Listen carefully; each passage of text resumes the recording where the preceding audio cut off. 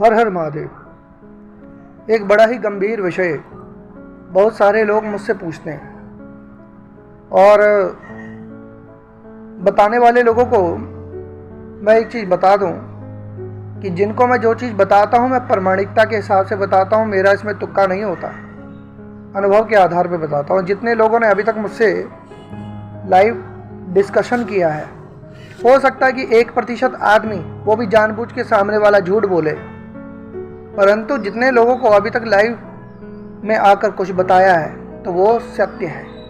ज़्यादा मिले भी नहीं किसी के बारे में, ज़्यादा इन्फॉर्मेशन नहीं, पर उनके डेट ऑफ बर्थ, उनके नाम, इनसे और वर्तमान के जो प्रेडिक्शन गोचरों को बिठाकर ग्रह जो निकलता है वो बता दिया जाता है। एक प्रश्न लोगों के मन में रहता है, लोग कहते हैं कि हमारे अंदर पहले ये था, वो सब गायब हो गया, फलाना था सब गायब हो गया, मतलब शक्ति थी, कुछ हो गया।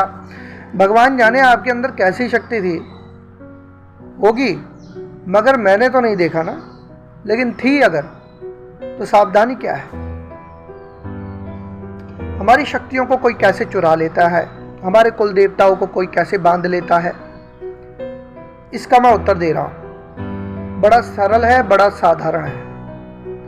देखो, दूर से प्रणाम कर लो, कोई साधु संत, कोई जिसको, मतलब ये नहीं है कि साधु संत के रूप में भी कई लोग बहरूपिये घूम रहे हैं, शरारती तत्व घूम रहे हैं, उल्टे सुल्टे कर्म करने वाले घूम रहे हैं। आदमी की मंच देखो, चाकू तो चाकू है, चाकू से आप चाहे खून कर लो या सब्जी काट लो, वैसे विद्या होती है, चाहे उसे उद्धार कर लो या किसी का पतन कर दो, परंतु गलत करने वाले का अपना भी पतन हो जाता है। एक तो नियम बना लो कि हर जने खड़े के पैर मत छुआ करो, और दूसरा अपने सिर पे या अपने बच्चों पर हर किसी का हाथ मत लगवाओ। आपको नहीं पता, और हर किसी से, ये जो चलने वाले तीर्थों में कभी कभी कुछ ऐसे लोग होते हैं, ढोंगी लोग, ये क्या करते हैं, तिलक लगाकर, ऐसे हाथ लगाकर दूसरों की ऊर्जा खींच लेते हैं।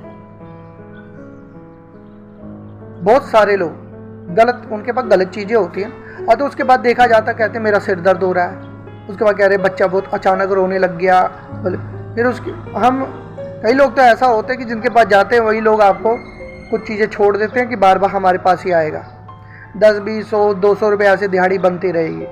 ऐसे कामचोर और ऐसे नंगोड़े 2-2 कौड़ी के लोग, तुच्छ कमाइयाँ ही मिलती हैं इनको जीवन में, ये बड़े कुछ कर नहीं पाते, जीवन में दरिद्र ही रहते हैं। उच्च कोटि की साधना उपासना इनके जीवन में होती नहीं है। पर कुछ लोग जमते ही, देखो, गंदी नाली का कीड़ा कहते कि इनको, इन्हीं को कहते हैं। इसलिए मैं कहता हूँ लोगों को कि शिव कवच करो, और हर किसी के पैर एकदम मत छू लो जब तक आप पर्सनल नहीं जानते, या वेद देख लो ना, आपको पता लग जाएगा कि हाँ उच्च प्रतिष्ठित कैसे उनके संस्कार है, कैसा उनका आचरण है, व्यवहार है, वहीं से अंदाजा लग जाता है। मैंने देखा है। और ऐसे ही हर किसी के हाथ का मत खा लो, पी लो।